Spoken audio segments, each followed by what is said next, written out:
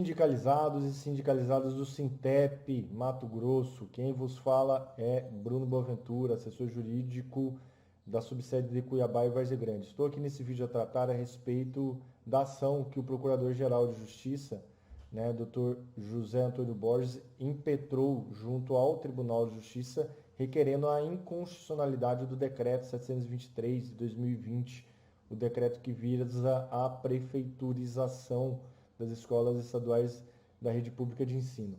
E nós iremos fazer um resgate histórico da atuação do Sintep do ponto de vista jurídico e, evidentemente, tratar também a respeito do conteúdo da ação para efeito de esclarecimento das informações. Evidentemente que os documentos aqui todos detalhados serão colocados à vossa disposição, basta, para tanto, acessar no vídeo, no YouTube, e lá vai ter os arquivos disponibilizados. A gente gostaria de ressaltar aqui no vídeo a atuação institucional do Sintep. A gente tem que fazer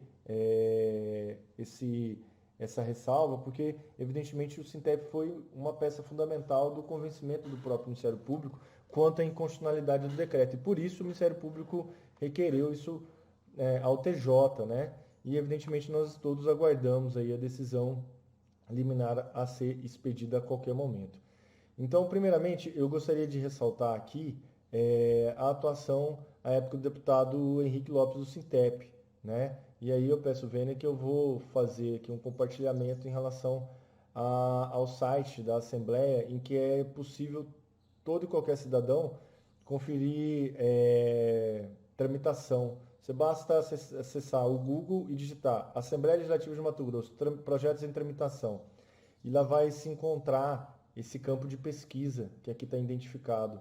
E aí a gente pesquisando pelo projeto de decreto legislativo 13, vai aparecer esse andamento em que foi apresentado no dia 1º de dezembro de 2020 o decreto para a primeira leitura e, evidentemente, que o mesmo está a tramitar desde então, e o último andamento, dia 29/4 de 2021, em que se encontra apto à apreciação do plenário da Assembleia. O que eu gostaria de ressaltar aqui é a evidência concreta de que os argumentos lançados no projeto de decreto legislativo número 13, eles são tais como os utilizados para efeito do Ministério Público pedir a inconstitucionalidade do decreto 723.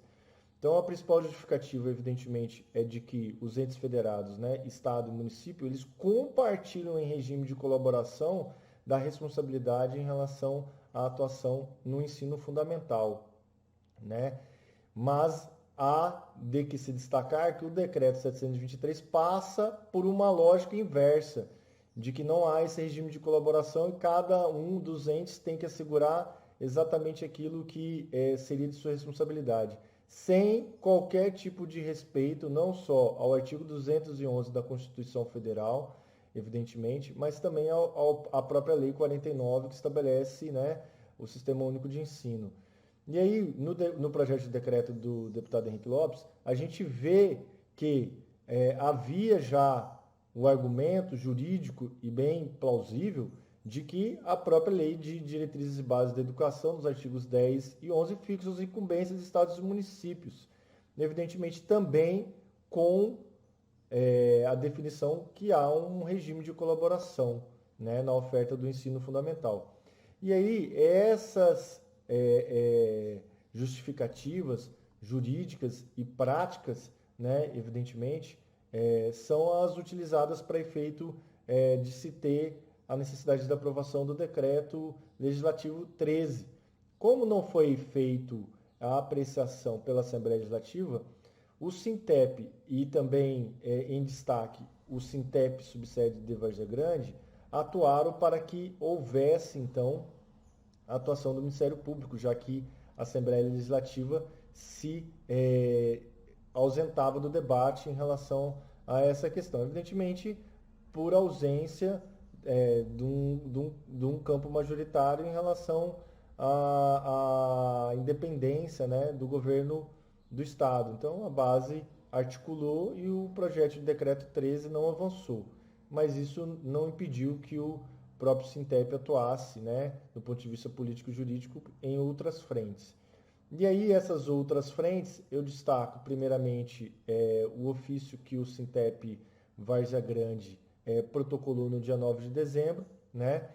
E também, nesse decreto, houve, evidentemente, novamente, a argumentação de que há o direito à educação e tal direito tem que ser garantido em regime de colaboração, né? Principalmente visando a qualidade, né, do ensino gratuito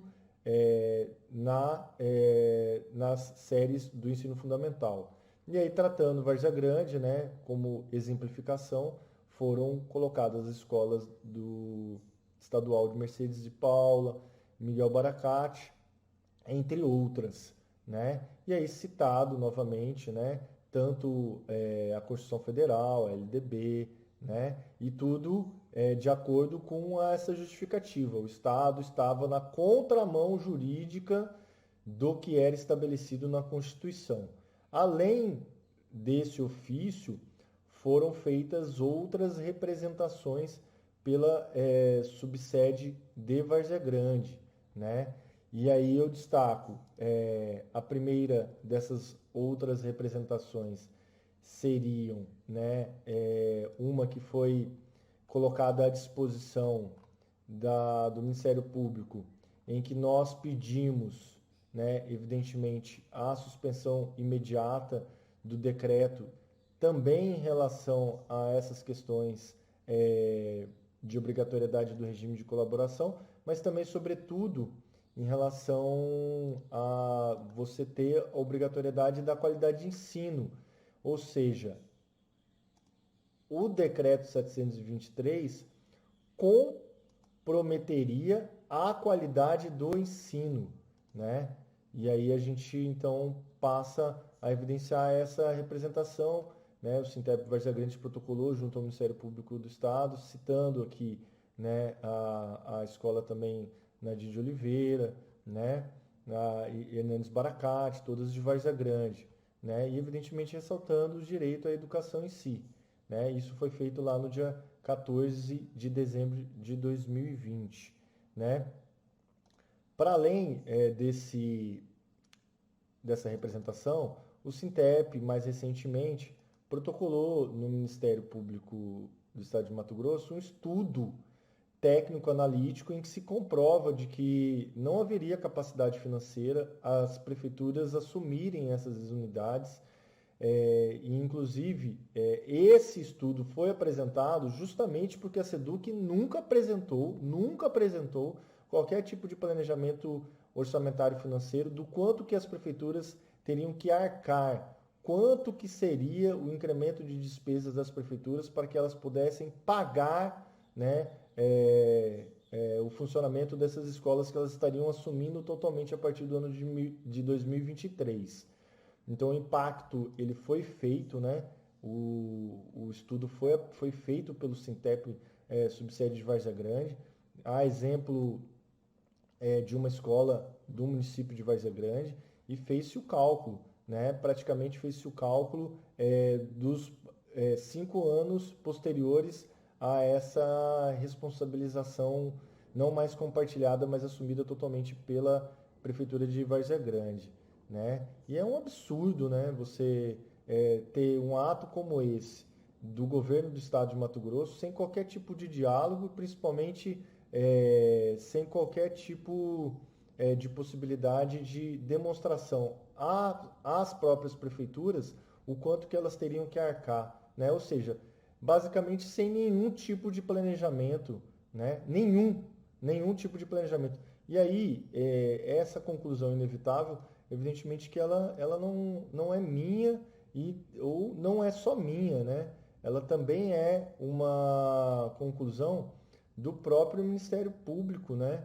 Que quando pede lá a inconstitucionalidade do decreto 723, ele o faz também com esse argumento, né? Então a gente está tratando aqui do conteúdo da ação propriamente, né? O processo ele é todo eletrônico, pode ser acessado por qualquer cidadão, seja onde for, seja o horário que for, pela internet, né? É só você identificar esse número aqui no site do Tribunal de Justiça, na aba de consulta processual, que você vai localizá-lo. Mas, de qualquer maneira, o documento em si vai estar disponível abaixo do vídeo. Né? A ação ela foi impetrada, como eu disse, pelo Procurador-Geral de Justiça, Dr. José Antônio Borges, né? E, evidentemente, parte de um princípio de atuação para que se preserve a democracia no Estado, né? Porque o Decreto 723 não teve nenhum diálogo institucional, seja pela Assembleia, seja também pelo próprio governo chamando o sindicato, e também as prefeituras não tiveram oportunidade de se manifestar. Então, o Ministério Público atuou, pediu, a inconstitucionalidade ainda vai ser decidida, né? Mas estamos aqui a acompanhar e aguardar esperançosamente de que seja declarada a inconstitucionalidade liminarmente. Aí vocês veem o artigo do decreto sendo combatido, porque justamente ele viola a competência privativa da União para legislar sobre diretrizes e bases da educação nacional. Quando se diz que a LDB estabelece no artigo 10º e também no artigo 11º de que o regime tem que ser de colaboração entre entes federados, e o Estado decreta que não mais existirá esse regime de colaboração, o que o Ministério Público alega é justamente aquilo que já havia sido apontado pela atuação do deputado Henrique Lopes, é de que o Estado viola a regra constitucional de que quem cabe legislar sobre educação e, melhor dizendo, sobre as diretrizes e bases da educação é a União e não o próprio Estado. Né? Então, seguindo aqui a ação, nós temos, né, toda a justificativa por conta do argumento que foi lançado na peça, mas eu trago aqui a vocês principalmente um outro argumento. Né? E aí eu faço a leitura ipsiliteris para que todos possam compreender rapidamente o que se trata o pedido do Ministério Público do Estado de Mato Grosso.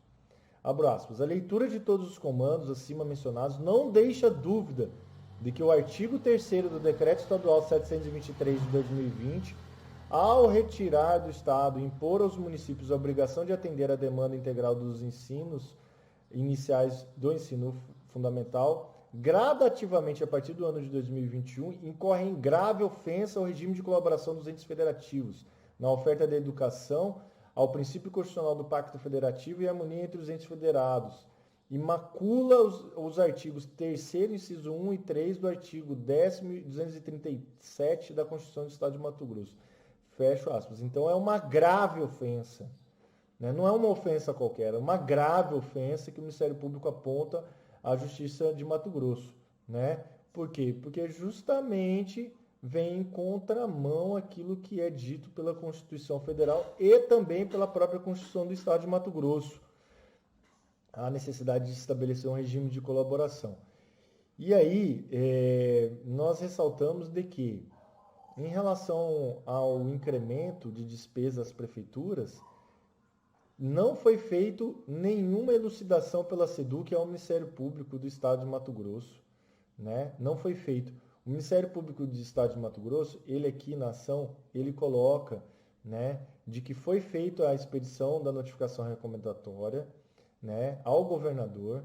O governador, ele, através da SEDUC, ratificou que manteria o teor do decreto 723 e que o governador não respondeu aquilo que o Ministério Público havia solicitado. O que seria, então, essas informações que o Ministério Público havia solicitado?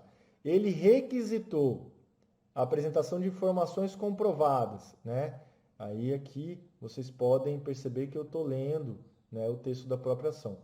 Ele requisitou a apresentação de informações comprovadas sobre o regime de colaboração do Estado de Mato Grosso com 141 municípios na oferta do ensino fundamental, incluindo-se a quantidade de alunos atendidos, a disponibilidade de recursos de profissionais e de estrutura das redes municipais, o plano de transferência dessas etapas ao município, a organização e planejamento prévio para a transição dos anos iniciais do ensino fundamental do Estado para os municípios, bem como sobre a ausência de prejuízos educacionais aos alunos envolvidos. A SEDUC praticamente ignorou essa requisição de informação do Ministério Público do Estado de Mato Grosso, porque a SEDUC não tem Não tem nenhum planejamento em relação a essa transferência, né, essa dita prefeiturização. Ela não estabeleceu um diálogo institucional com a Assembleia, com o Sintep, com a Undime, com a MM, qualquer entidade de estudante secundarista ficou excluído do debate, até porque a SEDUC internamente não fez o dever de casa, não fez um planejamento prévio para a transição dos anos iniciais do ensino fundamental do Estado para os municípios. É isso que se constata na própria ação do Ministério Público do Estado de Mato Grosso contra o decreto 723. Evidentemente que, ao final, ele pede a inconstitucionalidade. A ação em si, ela foi distribuída ao desembargador Paulo da Cunha e todos nós estamos aguardando tal decisão para efeito de saber se liminarmente será ou não suspenso o decreto. Evidentemente que fazemos votos, né? E atuamos e lutamos para que seja essa inconstitucionalidade tão logo declarada, para que não haja mais prejuízo causado por um transtorno, tanto do ponto de vista jurídico, político, mas principalmente institucional, que afeta a qualidade de ensino de quem tanto precisa e justamente no momento em que mais precisa, que são os alunos das séries iniciais do ensino fundamental. Então, aqui nós prestamos essas informações para que todos possam compartilhá-las. Essas informações estão disponíveis para todos e nós pedimos que nos ajudem, porque quanto mais pessoas saberem do que se trata, do que está sendo feito e do que se espera, mais pessoas poderão juntos conosco lutar por uma educação pública gratuita e de qualidade. Vamos à luta, sempre e até breve. Um grande abraço.